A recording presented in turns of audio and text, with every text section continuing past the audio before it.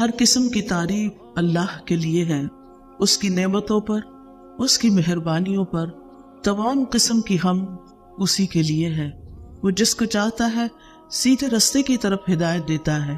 میں اللہ سبحانہ و تعالیٰ کی حمد کرتی ہوں، اور وہ بہت احسان فرمانے والا، بہت نرمی کرنے والا اور نہایت رحمت فرمانے والا ہے۔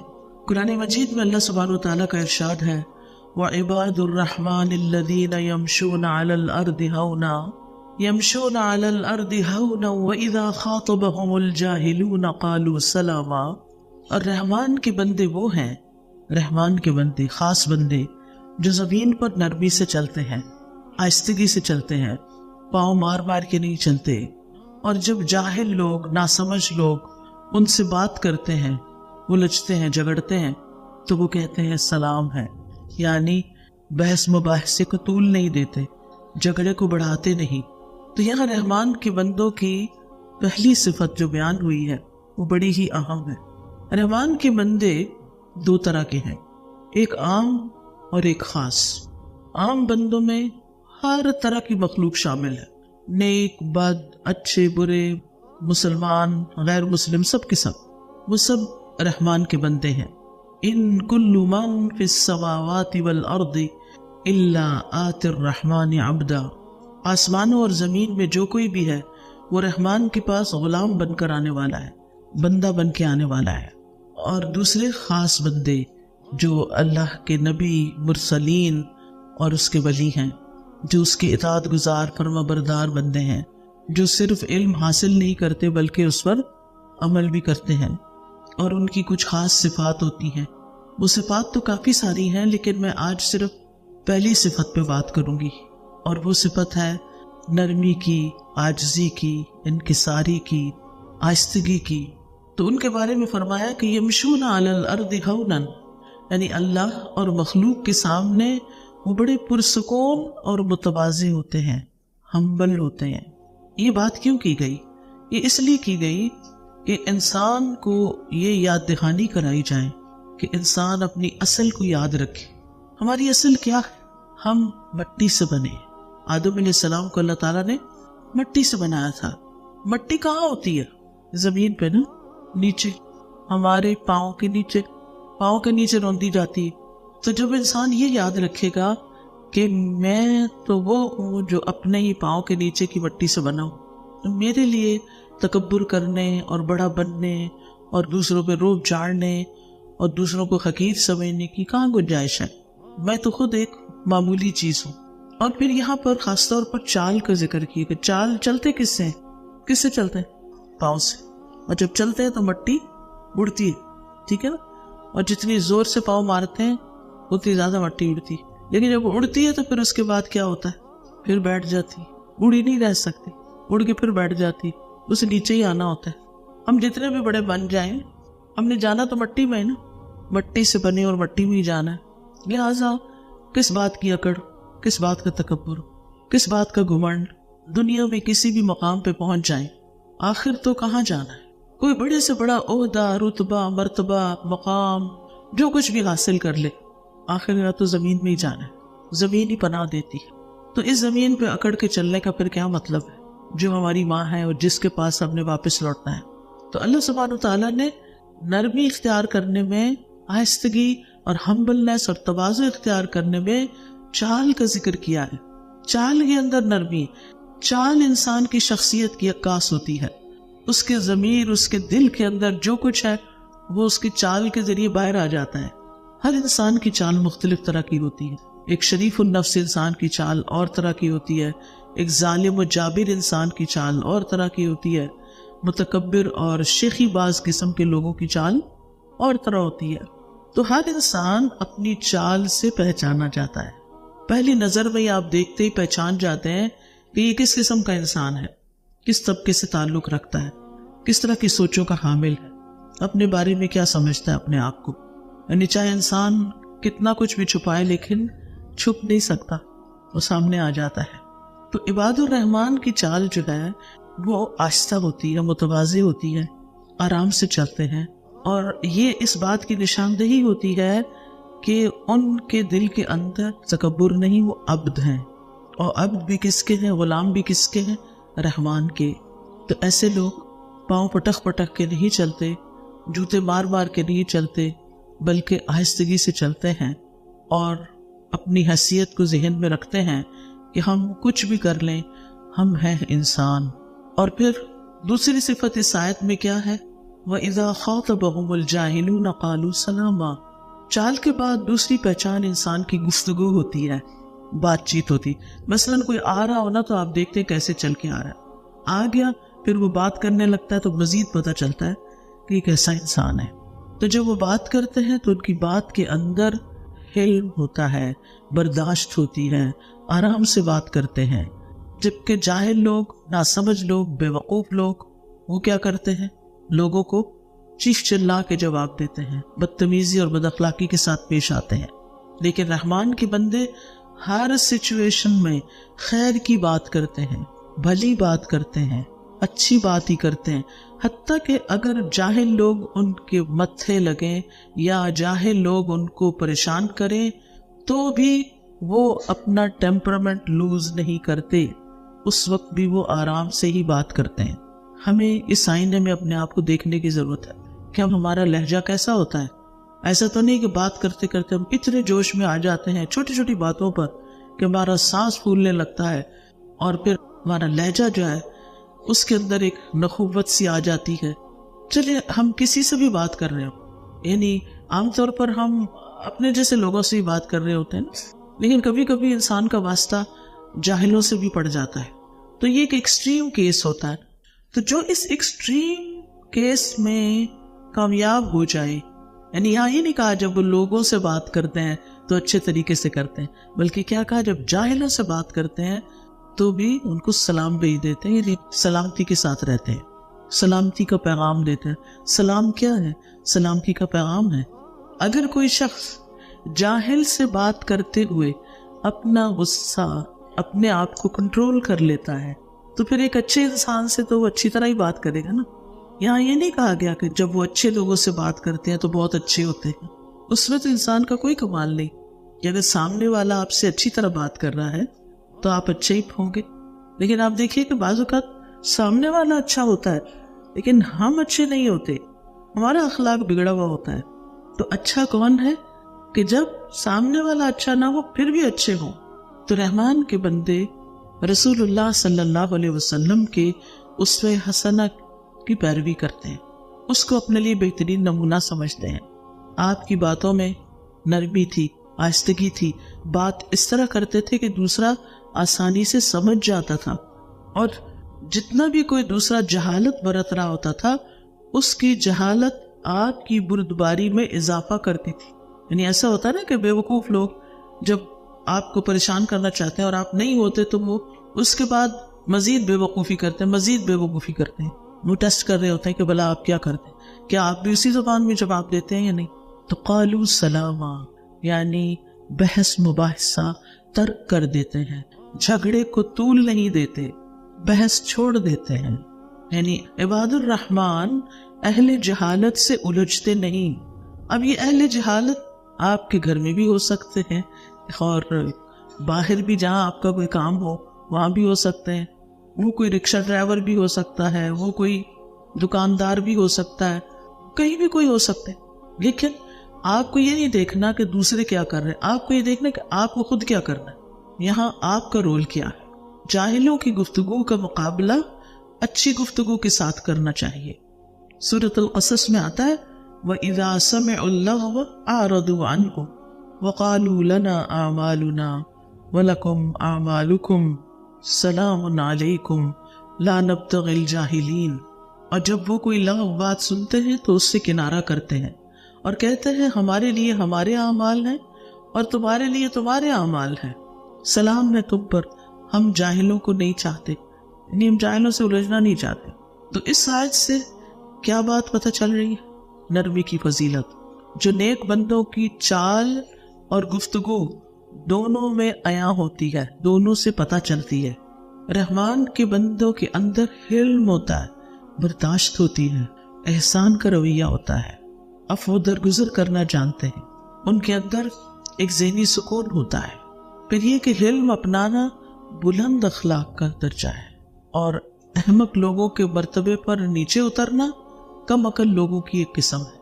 علی ابن ابی طالب رضی اللہ عنہ کہتے ہیں کہ جاہل 6 عادات کی وجہ سے پہچانا جاتا ہے، جاہل 6 عادتوں کی وجہ سے پہچانا جاتا ہے۔ اب اپنے آپ کو دیکھیے، اب یہ نہ ڈھونڈیے اچھا بھلا کس کس کے اندر یہ باتیں ہیں، اپنے اندر دیکھنی کہ کہیں ہم تو نہیں۔ نمبر 1، وہ معمولی باتوں پہ غضبناک ہو جاتا ہے، چھوٹی چھوٹی بات پہ غصہ کر لیتا ہے، بے فائدہ باتیں کرتا ہے، بے مقصد باتیں، فضول باتیں، غیر مناسب مقام پر عطیات دیتا ہے، یعنی جو مستحق نہیں ہوتے ان کو دیتا ہے، دشمن اور دوست کی پہچان نہیں رکھتا، ہر ایک سے دوستی کر لیتا ہے، راز افشا کر دیتا ہے، یعنی اس کے دل میں کوئی بات ٹکتی نہیں، ہر بات دوسرے کو بتا دیتا ہے، اور ہر کسی پہ بھروسہ کر لیتا ہے، ہر کسی پہ ٹرسٹ کر لیتا ہے۔ یہ شخص بے وقوف ہوتا ہے، جاہل ہوتا ہے، ناسمجھ ہوتا ہے۔ آپ دیکھیں کہ ان ساری چیزوں پر قابو پانے کے لیے ایک چیز چاہیے، اور وہ ہے سیلف کنٹرول، اپنے آپ کو روک لینا، اپنے نفس کے سرکش گھوڑے کی باگ کھینچ کے رکھنا۔ جب کسی بات پہ غصہ آ رہا ہو تو اس کے اندر نہیں، غصہ نہیں ظاہر کرنا، فضول باتوں میں پڑھنے کو دل چاہت کر نہیں، یہ بیکار کی بات کرنے کی ضرورت نہیں ہے۔ یعنی جب آپ کے دل میں کوئی بات کرنے کو آئے نا تو سوچا کریں کوئی ضرورت ہے اس کی، کیا اس کے بغیر گزارا ہو سکتا ہے؟ اگر ہو سکتا ہے تو جانے دیں اس کو، لیٹ اٹ گو، کوئی ضرورت نہیں ہے اس کو چھیڑنے کی۔ اور پھر فضول خرچ بھی وہی لوگ ہوتے ہیں جن کو اپنے نفس پہ کنٹرول نہیں ہوتا۔ بس جس طرح کسی کو کرتے ہوئے دیکھا، کسی نے کوئی خاص کپڑا پہنا ہوا ہے ویسا کپڑا پہن لیا، کسی نے خاص بیگ اٹھایا ہوا ہے جا کے ویسا بیگ خرید لیا، چاہے 10 بیگ اندر الماری میں رکھے ہوئے ایک اور خرید لیا۔ یعنی مال جیسی قیمتی چیز کو جہاں خرچ کرنا چاہیے، جہاں سے 700 گنا زیادہ فائدہ ہوتا ہو اللہ کے راستے میں دینے سے، وہاں خرچ کرنے کی بجائے بیکار دنیا کی چیزوں پر خرچ کرتے رہنا، برانڈز کے نام پر زیادہ پیسے خرچ کر کے، زیادہ پیسے لٹا کے اپنا رہن سہن یا کپڑے یا جوتے یا چھوٹی چھوٹی چیزیں ان پر زیادہ مال خرچ کر دینا۔ یعنی وہ صدقات جو ہمیں بیماریوں سے نجات دلاتے ہیں، وہ صدقات جو ہماری موت کو آسان کریں گے، وہ صدقات جو ہماری قبر کو روشن کریں گے، وہ صدقات جو پل صراط پہ روشنی کا باعث بنیں گے، وہ صدقات جو آخرت میں حساب کی آسانی کریں گے، وہ صدقات جو ہمارے لیے قیامت کے دن سایہ بنیں گے، کیونکہ مومن کا صدقہ قیامت کے دن اس کے لیے سایہ ہوگا۔ وہ صدقات چھوڑ کر وہاں مال خرچ کرنے کی بجائے دنیا میں ہی سب کچھ لٹا دینا، صرف اپنی عیش و عشرت، کیونکہ کوئی مقصد نہیں ہے نا، یہ آخرت بھولی ہوئی ہے نا، غافل ہے نا۔ ان لوگوں کو چھوڑ کر جو ہمیں اللہ کی یاد دلاتے ہیں، ان چیزوں کو چھوڑ کر جو ہمیں اللہ کی یاد دلاتے ہیں، ان چیزوں میں پڑ جانا، ان محفلوں میں شریک ہونے لگ جانا کہ جو ہمیں اللہ سے دور کرتے ہیں، یہ ناسمجھی اور حماقت نہیں تو کیا ہے؟ تو ہم سب کو اپنا محاسبہ کرتے رہنا چاہیے کہ جو کچھ میں کر رہی ہوں یہ مجھے کہاں فائدہ دے گا، چاہے وہ بات ہو، چاہے وہ مال کا خرچ کرنا ہو، چاہے وہ کسی سے دوستی کرنی ہو، چاہے وہ کسی پہ ٹرسٹ کرنا ہو، ہر چیز سوچ سمجھ کر کرنا۔ اب آپ دیکھیے کہ جس شخص کے اندر سیلف کنٹرول ہوتا ہے نا، وہ اپنی آواز اونچی نہیں کرتا، اس کو چیخنے چلانے کی ضرورت نہیں ہوتی، اور جس کا سیلف کنٹرول نہیں، چھوٹی سی کسی نے بات کی، چیخ کے جواب۔ 2 طرح کی مائیں ہوتی ہیں، ایک وہ جو ہر بات کے جواب میں چیختی چلاتی، اور کبھی بچوں سے آرام سے بات ہی نہیں کرتی، اور بچوں بیچاروں کو سمجھ ہی نہیں آتی کہ ماں چاہتی کیا ہے، ہر وقت ہی غصے پر رہتی ہے۔ پھر وہ دیکھتے ہیں اس کے دوست کی ماں تو ایسی نہیں، پھر وہ اپنی ماں سے نفرت کرتا ہے اور دوست کی ماں سے محبت کرتا ہے۔ بعض اوقات ایسا ہوتا ہے نا، شادی کے بعد انسان دیکھتا ہے کہ میری ماں تو اور طرح تھی، ساس میری بہت اچھی ہے، یہ بہت محبت کرتی ہے۔ اب کیا ہوتا ہے، اب وہ بچہ جو ہے وہ ساس سے زیادہ محبت کرنے لگتا ہے، اب ماں کو اور جیلسی ہونے لگتی ہے، وہ اور زیادہ ڈانٹ ڈپٹ کرتی ہے، وہ اور زیادہ فرسٹریشن کا شکار ہوتی ہے کہ تم بہت بے وفا ہو۔ بات بے وفائی کی نہیں ہے، بات یہ ہے کہ محبت دینے سے ملتی ہے۔ یاد رکھیے، محبت ارن کی جاتی ہے، ایسے مفت میں نہیں ملتی۔ جو بھی ہمارے ریلیشنز ہوتے ہیں ان کے ساتھ جب ہم احسان کا برتاؤ کرتے ہیں، اپنی طرف سے اچھا کرتے ہیں، تو جواب میں بھی محبت ملتی۔ کہتے ہیں نا کہ اگر پھر بھی محبت نہ ملے تو کیا کرو، ڈوز بڑھا دو اور زیادہ محبت کرو۔ نفرت لینا، نفرت پالنا یعنی نفرتیں اکٹھی کرنا بڑا آسان ہے. 2 باتیں سنا دو کسی کو، وہ کبھی نہیں بھولے گا اس نے مجھے فلاں وقت میں یہ کہا تھا. لیکن کسی کی محبت حاصل کرنے میں ایک وقت لگتا ہے. تو بہرحال محبت ہو یا اچھے تعلقات ہو، کوئی بھی چیز ہو، ان میں نرمی ان کو خوبصورت بنا دیتی ہے. نرمی بہت سے کام آسان کر دیتی ہے. قول میں بھی فعل میں بھی نرم پہلو اختیار کرنا، آسان کام کو لینا، اور یہ سختی کا اپوزٹ ہے. ٹھیک ہے، نرمی کا اپوزٹ کیا، متضاد کیا، سختی. امام سفیان ثوری نے اپنے ساتھیوں سے کہا جانتے ہو نرمی کیا ہے؟ تو انہوں نے کہا کہ آپ ہی ہمیں بتا دیں. انہوں نے کہا یہ کہ تم کاموں کو ان کی جگہوں پہ رکھو. جو کام جتنا امپورٹنٹ ہے نا اس کو اتنی امپورٹنس دو. سختی کو اس کی جگہ پر، نرمی کو اس کی جگہ پر، تلوار کو اس کی جگہ پر، کوڑے کو اس کی جگہ پر. یہ نرمی ہے. چھری کو اپنی جگہ، کینچی کو اپنی جگہ، سختی کو اپنی جگہ، نرمی کو اپنی جگہ. ہر جگہ نرمی بھی نہیں چلتی اور ہر جگہ سختی بھی نہیں چاہیے ہوتی. ہر چیز اپنی جگہ پر ہی اچھی لگتی ہے. ٹھیک ہے، نرمی جو ہے وہ اللہ تعالیٰ کی بھی صفت ہے. حضرت انس کہتے ہیں نبی صلی اللہ علیہ وسلم نے فرمایا سختی اکھڑ پن جس چیز میں ہوگی اسے بدنما کر دے گی، اور اللہ بہت نرم خو ہے، نرمی کو پسند کرتا ہے. اللہ سبحانہ وتعالی نرمی کو پسند کرتا ہے. نبی صلی اللہ علیہ وسلم کی صفت بھی ہے. اللہ تعالیٰ فرماتے ہیں فَبِمَا رَحْمَةٍ مِّنَ اللَّهِ لِنْتَ لَهُمْ وَلَوْ كُنْتَ فَظًّا غَلِيظَ الْقَلْبِ لَانفَضُّوا مِنْ حَوْلِكَ. بس اللہ کی طرف سے بڑی رحمت ہی کی وجہ سے آپ ان کے لیے نرم ہو گئے ہیں، اور اگر آپ بدخلق سخت دل ہوتے تو یقیناً یہ آپ کی ارد گرد سے منتشر ہو جاتے، پھر یہ آپ کے ساتھ مل کے کام نہ کرتے. نبی صلی اللہ علیہ وسلم کے بارے میں آتا ہے بالمؤمنین رؤوف الرحیم، کیا مومنوں کے ساتھ شفیق ہیں، مہربان ہیں، رحیم ہیں. انبیاء کی صفت بھی یہی تھی. حضرت یحییٰ کے بارے میں آتا ہے وَحَنَانًا مِن لَدُنَّا وَزَکَاةً، ہم نے اسے اپنی مہربانی سے نرم دل اور پاکیزہ سیرت بنایا تھا. وَحَنَانًا مِن لَدُنَّا وَزَکَاةً وَكَانَ تَقِيًّا، اور وہ واقعی پرہیزگار تھا. عیسیٰ علیہ السلام کے بارے میں آتا ہے وَبَرًّا بِوَالِدَتِي وَلَمْ يَجْعَلْنِي جَبَّارًا شَقِيًّا، میں اپنی والدہ سے بہتر سلوک کرتا رہوں، اللہ نے مجھے یہ حکم دیا ہے، اور اللہ نے مجھے جابر اور بدبخت نہیں بنایا. نبی صلی اللہ علیہ وسلم کو حکم دیا گیا وَاخْفِضْ جَنَاحَكَ لِمَنِ اتَّبَعَكَ مِنَ الْمُؤْمِنِينَ، اور ایمان لانے والوں میں سے جو آپ کی اتباع کریں ان سے تواضع سے پیش آئیں. اور یہ کامل ایمان والے جو مومن ہیں ان کی یہ صفت ہے رحماء بینہم، کہ آپس میں بڑے رحیم و شفیق ہوتے ہیں. رسول اللہ صلی اللہ علیہ وسلم نے فرمایا مومن آسان اور نرم ہوتے، اس مانوس اونٹ کی طرح کہ اگر اس کو اپنے پیچھے چلایا جائے تو وہ مطیع ہو کر چلا آتا ہے، اور اگر اس کو پیچھے سے ہانکا جائے تو وہ آگے کو جانے لگتا ہے، اور اگر اس کو تم چٹان پر بھی بٹھا دو تو وہاں وہ بیٹھ جاتا ہے. ایزی گوئنگ، نو ایگو، کوئی پرابلم نہیں، یعنی دوسروں کی بات آسانی سے مان لیتا ہے. اسی طرح ابو انبا خولانی کہتے ہیں کہ نبی صلی اللہ علیہ وسلم نے فرمایا بے شک اہل زمین میں سے اللہ کے کچھ برتن ہیں، اور تمہارے رب کے برتن نیک لوگوں کے دل ہیں، اور اس کی طرف ان میں سے سب سے زیادہ پسندیدہ وہ ہیں جو ان میں سب سے زیادہ نرم ہیں اور سب سے زیادہ رقت والے ہیں، یعنی ان کے دل نرم ہیں. ہشام بن عروہ اپنے والد سے روایت کرتے ہیں کہ حکمت میں یہ بات لکھی ہوئی ہے کہ نرمی کرنا حکمت کا نچوڑ ہے، یعنی وہ شخص نہایت صاحب حکمت ہے جس کے اندر نرمی ہے. رسول اللہ صلی اللہ علیہ وسلم نے فرمایا جب اللہ تعالیٰ کسی گھرانے کے لوگوں کے لیے خیر کا ارادہ فرماتا ہے تو ان میں نرمی داخل کر دیتا ہے، یعنی جس گھرانے کی خیر مطلوب ہوتی ہے ان کے اندر نرمی ڈال دی جاتی ہے. ایک اور حدیث میں آپ نے فرمایا جس گھرانے کو نرمی عطا کی گئی تو وہ ان کے لیے فائدے کا باعث ہے، اور جس سے نرمی روک دی گئی وہ ان کے لیے نقصان کا باعث ہے، انہیں سختی سے خیر نہیں آئے گی.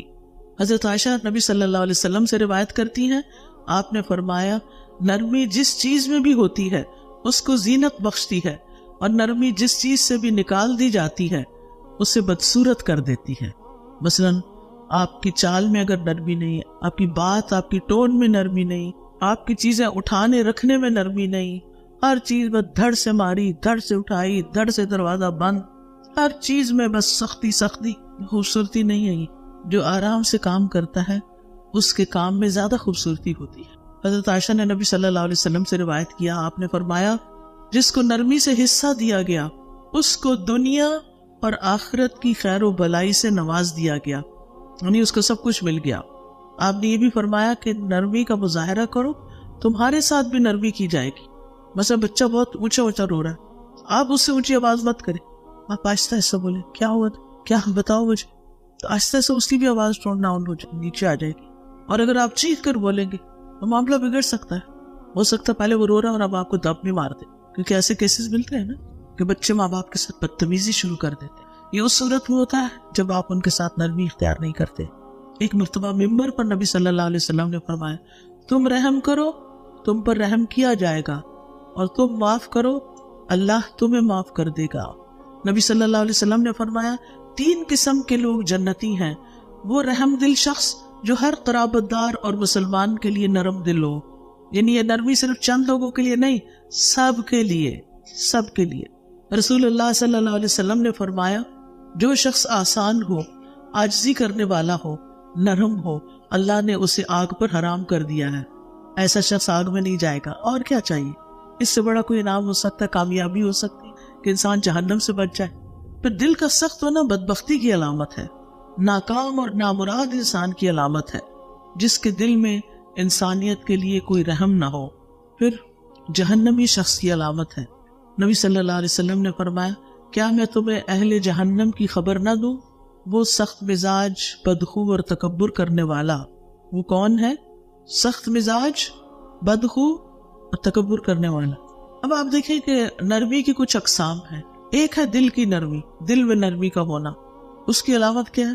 قرآن سن کر آپ کا دل بہہ جائے، آپ کی آنکھوں میں آنسو آ جائے، قرآن آپ کے دل پر اثر کرنے لگے، اس سے آپ کا دل اور نرم ہو جائے۔ نبی صلی اللہ علیہ وسلم جب قرآن سنتے تو آپ کی آنکھیں بہنے لگتی، یہ نرمی کی علامت تھی، دل کی نرمی کی۔ اگر ہماری آنکھیں نہیں بہتی ہیں قرآن سن کر تو مطلب یہ کہ ہمارے دل سخت ہیں، کیونکہ اگر آپ کسی کو بھی کہیں کہ آپ کا دل بڑا سخت ہے تو وہ نہیں مانے گا، وہ کہے گا میرا دل کوئی نہیں سخت، میں تو بہت نرم مزاج ہوں۔ لیکن کرائیٹیریا دے دیا گیا، کیسے پتا چلے گا کہ نرم ہے کہ نہیں؟ قرآن سنتے ہوئے کیفیت کیا ہوتی ہے؟ جب یہ سورت فاتحہ لگی ہوئی ہوتی ہے نا تو میں لوگوں کی شکلیں دیکھ رہی ہوتی ہوں، درس سے پہلے میں دیکھ رہی ہوتی ہوں کہ لوگوں کی نگاہیں کدھر ہیں، چہرے پہ تاثرات کیا ہیں، توجہ کیا ہے۔ کچھ لوگ واقعی ڈوبے ہوئے ہوتے ہیں، کچھ لوگ اکا دکا اپنی آنکھیں بعد میں صاف کر رہے ہوتے ہیں۔ اکثریت یوں لگتا ہے جیسے سن ہی نہ رہے، چہرے پہ کوئی اثر نہیں آ رہا ہوتا۔ جبکہ قرآن سننے والوں کا حال کیا ہوتا ہے، توجہ سے سننے والوں کا؟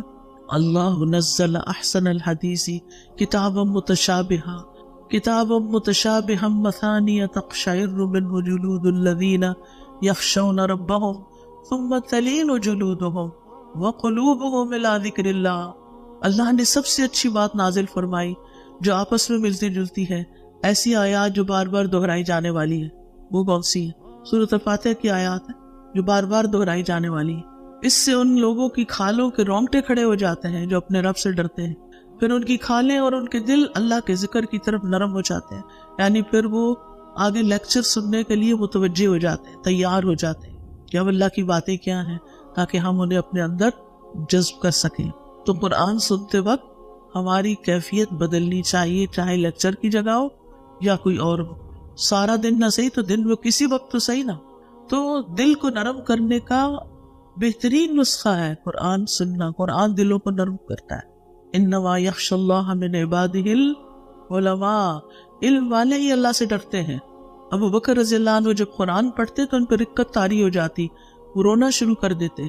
اور اصحاب رسول صلی اللہ علیہ وسلم میں سے جو جتنا علم والا تھا اس کے اندر اتنی ہی خشیت تھی، اللہ کا ڈر تھا۔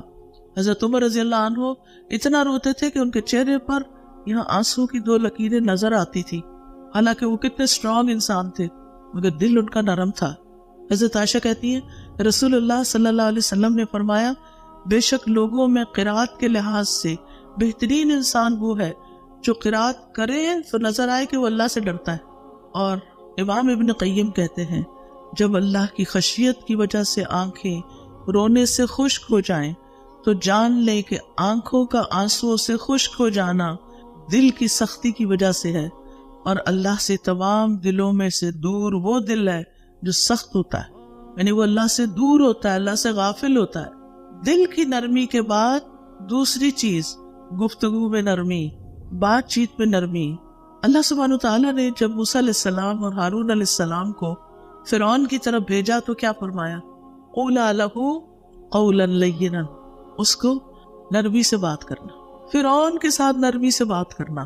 ہم تو بس یہ جملہ بول کے تو اپنی مرضی کرتے ہیں، اللہ کے باتوں سے نہیں مانتے، ان کے ساتھ سختی کرنی پڑتی ہے، یہ سختی سے ہی مانتے ہیں، جبکہ ہم نے نرمی آزمائی نہیں ہوتی، طریقہ ہی نہیں آتا نرمی کرنی کیسے ہے، کرتے جو نہیں، کیا پتا ہو۔ پھر نبی صلی اللہ علیہ وسلم نے فرمایا الکلمۃ اللیینۃ صدقہ، نرم بات صدقہ ہے، آرام سے کسی سے بات کرنا بھی صدقہ ہے۔ ایسے لوگوں کے لیے جنت کے خوبصورت بالا خانے ہیں جو گفتگو میں نرمی کرے، کھانا کھلائے، اور رات کو جب لوگ سو رہے ہوں تو اللہ کے لیے قیام کرے۔ اور نرمی میں خصوصاً اپنے سے چھوٹوں کے ساتھ نرمی کرنا، بچوں کے ساتھ نرمی کرنا، ملازمین کے ساتھ نرمی کرنا۔ تو سب سے پہلی نرمی کی قسم کون سی ہے؟ دل کی نرمی۔ نمبر 2 گفتگو کی نرمی۔ نمبر 3 چال کی نرمی۔ اللہ کو تکبر کی چال پسند نہیں، اکڑ کے چلنا پسند نہیں۔ وَلَا تَمْشِ فِي الْأَرْضِ مَرَحًا إِنَّ اللَّهَ لَا يُحِبُّ كُلَّ مُخْتَالٍ فَخُورٍ وَاقْصِدْ فِي مَشْيِكَ، زمین میں اکڑ کر نہ چلو، بے شک اللہ کسی اکڑنے والے، فخر کرنے والے سے محبت نہیں کرتا، اور اپنی چال میں میانہ روی رکھو۔ ابن عمر کہتے ہیں رسول اللہ صلی اللہ علیہ وسلم نے فرمایا جو شخص اپنے آپ کو بڑا سمجھے یا اپنی چال میں تکبر کرے، اپنے آپ کو بڑا سمجھے یا اپنی چال میں تکبر کرے، وہ اللہ سے اس حال میں ملے گا کہ اللہ اس سے ناراض ہوگا۔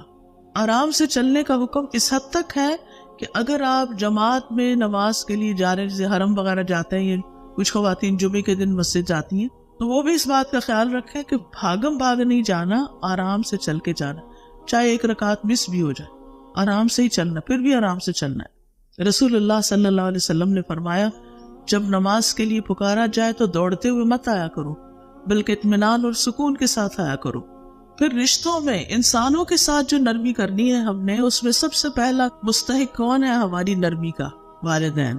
وبالوالدین احسان واخفض لہما جناح الذل من الرحمہ، جو والدین کے ساتھ نرمی کرتا ہے وہ جنت میں جائے گا۔ نبی صلی اللہ علیہ وسلم نے حارثہ بن نعمان کو جنت میں تلاوت کرتے ہوئے سنا، فرمایا یہی نیکی ہے، یہی نیکی ہے، اور وہ اپنی والدہ کے ساتھ بہت اچھا سلوک کرتے تھے، حتیٰ کہ اللہ کے نافرمان والدین کے ساتھ بھی اچھا سلوک کرنا چاہیے، اور والد کی نسبت بھی والدہ سے، ماں سے زیادہ اچھا سلوک کرنا چاہیے، کیونکہ ماں نے تکلیفیں زیادہ اٹھائی ہیں۔ ماں عام طور پر بیمار ہو جاتی ہیں بچوں کی رکھوالی کر کر کے، اور سینسیٹیو بھی ہوتی ہیں، اس لیے ان کی طرف توجہ زیادہ ہونی چاہیے۔ پھر والدین کو رلانے سے باز رکھنا چاہیے، کبھی ایسا نہ ہو کہ آپ کی وجہ سے ماں باپ روئیں، یہ نہیں ہونا چاہیے۔ اچھا، ایک تو یہ کہ ہماری بدتمیزی اور بد اخلاقی سے ہو سکتا ہے، دوسری ایک وجہ کہ ہم اگر بہت زیادہ اپنے مسئلے مسائل ان کو سناتے ہیں نا، اور وہ ہماری وجہ سے دکھی ہو جاتے ہیں، اور ہم ان کو رلا رہے ہیں، ہر روز کوئی نیا مسئلہ، تو یہ بھی ٹھیک نہیں ہے۔ پھر اسی طرح اپنے سارے گھر والوں سے نرمی، چاہے والد ہوں، شوہر ہوں، سب کے ساتھ اچھا سلوک، بچے ہوں، بہن بھائی ہوں، رشتہ دار ہوں، یعنی آپ جب گھر پہ ہو تو ان کے اوپر خوف نہ طاری ہو، بلکہ آپ کی کمپنی میں وہ ریلیکس ہو، آپ ان کی بات سن لیں، آپ ان کی فرمائش پوری کر دیں، آپ گھر کے کام کاج میں ان کے ساتھ مدد کر دیں، اور پھر ان کو اپریشیٹ کریں۔ اگر آپ گھر جاتی امی نے کھانا پکایا ہوا ہے اور آپ کی پسند کا نہیں، کیا کریں گی؟ آج میں کھانا نہیں کھا رہی، ان کے دل پہ کیا گزرے گی؟ نہیں بھی پسند پھر بھی کچھ نہ کچھ لے لے، اگر نہیں بھی لینا تو تبصرہ مت کرے۔ اور گھر کے بچوں کے ساتھ خاص طور پر نرمی، بچوں کے ساتھ، اولاد کے ساتھ خصوصی شفقت، اپنے بچے ہوں یا بہن بھائیوں کے بچے ہوں یا اپنے بہن بھائی ہوں چھوٹے، تو ان سے محبت کرنا، ان کا خیال رکھنا، اور ان کے لاڈ اٹھانا، ان کو پٹکنا نہیں، ان کو مارنا نہیں، ان کو ڈانٹنا نہیں، ان کے رخسار پہ ہاتھ پھیرنا، ان کو کس کرنا۔ نبی صلی اللہ علیہ وسلم بچوں کے ساتھ یہ سلوک کیا کرتے تھے۔ اولاد کے باہمی جھگڑوں پر انہیں نرمی سے سکھانا، آپس میں کمپیریزن نہیں کرنا، اولاد میں تفرقہ نہیں کرنا، کل مجھے کسی نے ایک ویڈیو بھیجی جس میں ایک اسکول میں ایک نوجوان بچی نے خودکشی کی ہے اور وہ خط لکھ کر گئی ہے. وہ خط بھی سوشل میڈیا پر ہے جس میں وہ کہتی ہے کہ میری والدہ میری بہن کو مجھ سے زیادہ چاہتی, وہ مجھ سے محبت نہیں کرتی. اور اس نے کہا کہ اسکول یونیفارم میں ہے, اوپر گئی چھت پہ اور وہاں سے سب بچوں کے سامنے نیچے گری, وہی ختم. ینگ بچی, شاید 8ویں کلاس کی تھی یا کچھ ایسے. آپ سوچئے کہ چھوٹے بچوں کے اندر بھی کتنی فرسٹریشن ہو جاتی ہے, کتنا غصہ اور کتنا غم بھر جاتا ہے جب ماں باپ ایسی ناسمجھی کرتے ہیں. چاہے آپ کا دل کسی ایک بچے کی طرف زیادہ بھی ہو مگر دوسرے بچوں کو محسوس نہ ہونے دیں. پھر اسی طرح بچوں کے سر پہ ہاتھ پھیرنا, ان کے گال کو چھونا, ان کو دعائیں دینا, اگر وہ غلط کام کرے تو پیار سے ان کو روکنا, ان کو ادب سکھانا. پھر لوگوں کے ساتھ کسی کے ساتھ بھی آپ کا معاملہ تو آرام سے بات کرنا, جھگڑے والا طریقہ نہیں اختیار کرنا. ہر ایک کے ساتھ نرمی, ہر ایک کے ساتھ اچھے اخلاق سے بات, بڑوں کی عزت اور بڑوں کا احترام, چاہے وہ عمر میں آپ سے بڑے ہیں یا رتبے میں آپ سے بڑے ہیں. پھر کمزور لوگوں کا خیال رکھنا, لوگوں کے ساتھ آسانی سے بات کرنا, لین دین میں نرمی کرنا. رسول اللہ صلی اللہ علیہ وسلم نے فرمایا, اللہ نے پہلے لوگوں میں سے ایک شخص کو صرف اس لیے بخش دیا کہ جب وہ خریدتا تو نرمی کرتا, جب بیچتا تو نرمی کرتا, جب ادائیگی کرتا تو نرمی کرتا, جب تقاضا کرتا تو نرمی کرتا. اس بنا پر اس کی بخشش ہو گئی کہ اس کے سارے معاملے میں نرمی ہے. نرمی کا یہ ایک حصہ یہ ہے کہ لوگوں کی ضروریات کا خیال رکھنا اور خود سمجھنے کی کوشش کرنا کہ کسی کو کیا چاہیے ہوگا, ان کی حاجتیں پوری کرنا, ان کی غلطیوں پہ درگزر کرنا, ان کی طرف سے ملنے والی اذیتوں پر صبر کرنا, غلطی پہ ڈانٹنے کی بجائے آرام سے سمجھانا, سکھانا اور جاہلوں سے اعراض کرنا. ابراہیم علیہ السلام نے اپنے والد کے ساتھ کیسا معاملہ کیا تھا جب ان کے والد نے کہا, اگر تو باز نہ آیا تو میں ضرور تجھے سنگسار کر دوں گا, تم مجھے چھوڑ جاؤ اس حال میں کہ تم صحیح سلامت ہو. ابراہیم علیہ السلام نے کیا جواب دیا؟ قال سلام علی ساستغفر لک ربی انہ کان بی حفیا, میں اپنے رب سے تیرے لیے ضرور بخشش کی دعا کروں گا, بے شک وہ ہمیشہ سے مجھ پر بڑا ہی مہربان ہے. یعنی انہوں نے سلام کہا. یہ سلام کون کرتا ہے کس کو؟ ایک عقل مند انسان جاہل سے بات کرتے ہوئے کرتا ہے. گالی نہیں دی, صبر کیا, کہا سلام علیک ساستغفر لک ربی, میں آپ کے لیے بھی دعا کروں گا. گویا بد اخلاقی کے جواب میں بد اخلاقی نہیں برتنا, جاہلوں سے الجھنا نہیں. کہا جاتا ہے کہ عمر بن عبدالعزیز بیت اللہ کا طواف کر رہے تھے تو ایک آدمی نے آپ کے پاؤں پر پاؤں رکھ دیا. ایسے ہو جاتا ہے نا رش میں, جو آپ کے ساتھ ہی طواف کر رہا تھا, نہیں وہ بھی چل رہا تھا, آپ بھی چلتے ہوتے, عمر کا پاؤں اس شخص کے پاؤں پہ چلا گیا تھا. اس آدمی نے عمر رضی اللہ عنہ سے کہا, تم گدھے ہو, تمہیں پتہ نہیں چل رہا کہ تم میرے پاؤں پہ پاؤں رکھ دیں؟ انہوں نے کہا نہیں, میں عمر بن عبدالعزیز. کتنا خوبصورت جواب تھا. اگر ہمیں کوئی ایسا کہے تو ہم کیا جواب دیں گے؟ تو صرف یہ نہیں کہیں کہ تم ہو گے بلکہ تمہارا باپ بھی ہو. عام طور پر لوگوں کا جواب یہ ہوتا ہے, وہ صرف برابر کی بات نہیں کرتے, اس سے اوپر جب تک نہ چڑھائی کریں. پھر اسی طرح خادموں, مزدوروں, ایسے لوگوں سے جو محنتی ہیں, ان کے ساتھ نرمی, ان کا احساس کرنا, ان کو گرمیوں میں پانی دینا, ان کو کھانا کھلا دینا, ان کی غلطیوں سے درگزر کرنا. نبی صلی اللہ علیہ وسلم سے پوچھا گیا, ایک شخص نے پوچھا, میرا ایک خادم ہے جو میرے ساتھ برائی کرتا ہے, ظلم کرتا ہے, میں اسے مار سکتا ہوں؟ آپ نے فرمایا نہیں, اس سے روز 70 بار درگزر کیا کرو. پھر یہ کہ ان کی ضرورتیں پوری کرنا. آپ دیکھیں غریبوں کی بہت ضرورتیں ہوتی.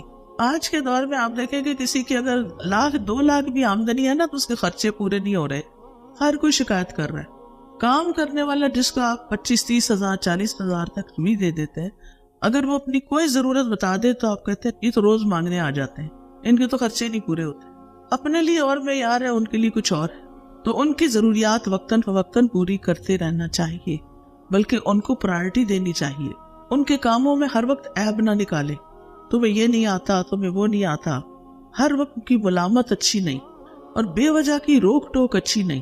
پیار سے سرزنش کریں, بلا وجہ ان پہ غصہ نہ نکالیں, کیونکہ بعض اوقات جس نے ہمیں ستایا ہوتا ہے اس کو جواب نہیں دے سکتے نا, کیونکہ ان سے بڑا ہوتا ہے, یا کوئی بھی ایسی ریزن ہوتی ہے, تو پھر ہم اپنا غصہ کس پہ نکالتے ہیں؟ جو ہم سے کمزور ہو. یہ بھی ناجائز ہے. نبی صلی اللہ علیہ وسلم غلاموں کے بارے میں آخر وقت تک تلقین کرتے رہے. حضرت عائشہ کہتی ہیں کہ ایک صحابی آپ کے سامنے بیٹھے نبی صلی اللہ علیہ وسلم کے, کہنے لگے یا رسول اللہ, میرے کچھ غلام ہیں, مجھ سے جھوٹ بولتے ہیں، خیانت کرتے ہیں، میرا کہنا بھی نہیں مانتے، پھر میں بھی انہیں مارتا ہوں، برا بھلا کہتا ہوں، تو یہ میرے ساتھ کیا معاملہ ہوگا، یعنی قیامت کے دن کیا بنے گا؟ آپ نے فرمایا ان کی خیانت، جھوٹ اور نافرمانی ایک طرف رکھی جائے گی اور تمہاری سزا دوسری طرف، اور اس کا حساب لگایا جائے گا۔ اگر تمہاری سزا ان کے جرائم سے کم ہوئی تو وہ تمہارے حق میں بہتر ہوگی، اور اگر تمہاری سزا ان کے گناہوں کے برابر نکلی تو معاملہ برابر سرابر ہو جائے گا، تمہارے حق میں نہ تمہارے خلاف۔ اور اگر سزا تمہاری ان کے گناہوں سے زیادہ ہو گئی تو اس ایکسٹرا سزا کا بدلہ تم سے قیامت کے دن لیا جائے گا، ایسے نہیں چھوڑ دیا جائے، پھر پکڑے جاؤ گے۔ اس پہ وہ آدمی رونے لگا، چلانے لگا۔ آپ نے فرمایا اسے کیا ہوا؟ کیا اس نے یہ آیت نہیں پڑھی؟ اور قیامت کے دن ہم انصاف کی ترازو قائم کریں گے، انصاف ہوگا قیامت کے دن، اللہ اکبر۔ لہٰذا کسی پر کسی قسم کا ظلم نہیں ہوگا، اور وہ رائے کے دانے کے برابر بھی ہو تو ہم اسے لے آئیں گے، اور ہم حساب کرنے کے لیے کافی ہیں۔ رائے کے دانے برابر بھی کسی پہ ظلم کیا تو بدلہ چکانا ہوگا، ایسے نہیں چھوٹ جائیں گے۔ پھر جانوروں کے ساتھ نرمی، بلی کے ساتھ، بلی پال لی، طوطا پال لیا، مچھلی پال لی اور پھر بھول گئے، دھوپ میں ہے، چھاؤں میں ہے، کھانا ہے نہیں ہے، تو اس لیے اول تو میں تو اس کے سخت خلاف ہوں کہ گھروں میں آپ اس طرح کی چیزیں رکھیں، پرندوں کو اڑنے دیں، قید کر کے نہ رکھیں، اللہ ہمیں بھی قید سے بچائے دنیا اور آخرت کی۔ تو اب اگر آپ کا دل نہیں کرتا کہ کوئی آپ کو ایک کمرے میں بند کر دے تو آپ پرندوں کو کیوں ایک پنجرے میں بند کر کے رکھتے ہیں؟ ان کا بھی اڑنے کو دل کرتا، خاص طور پہ جب ان کے باہر پرندے اڑ رہے ہوتے ہیں، ان کو دیکھ کے وہ ان کا کیا دل کرتا ہوگا۔ پھر اسی طرح جو جانور گھر کے ہیں نا، وہ زیادہ سے زیادہ بلی وغیرہ ہے، وہ مانوس ہو جاتی ہے، کھاتی پیتی ہے، سوتی ہے، آپ کے آگے پیچھے ہوتی ہے، اپنی مرضی سے رہتی ہے، دروازہ بھی کھلا ہو تو نہیں جاتی، یا گائے بھینس بکری وغیرہ ہوتے ہیں جو آپ نے ضرورت کے لیے رکھے ہو۔ لیکن اس طرح کے پالتو طوطے اور اس طرح کی چیزیں جو ہے نا، یہ نقصان دہ ہیں، کچھ خاص طور پر اگر ان کا خیال نہ رکھا جائے۔ پھر اسی طرح ایک دفعہ آپ صلی اللہ علیہ وسلم ایک اونٹ کے پاس سے گزرے تو اس کا پیٹ بھوک کی وجہ سے پیٹ سے لگ چکا تھا۔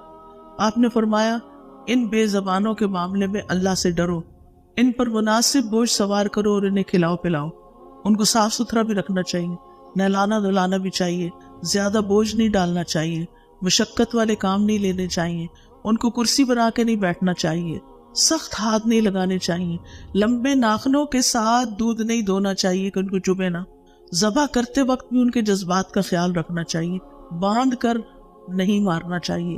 ہشام کہتے ہیں میں انس رضی اللہ عنہ کے ساتھ تھا اور ان کے ساتھ کہیں گیا تو دیکھا کہ کچھ نوجوان یا لڑکے ایک مرغی کو گاڑ کے اس پر نشانے لگا رہے ہیں، تو حضرت انس نے ان کو حدیث سنائی کہ رسول اللہ صلی اللہ علیہ وسلم نے جانوروں کو باندھ کر قتل کرنے سے منع فرمایا ہے۔ تو بہرحال یہ تھی چند باتیں نرمی کے حوالے سے۔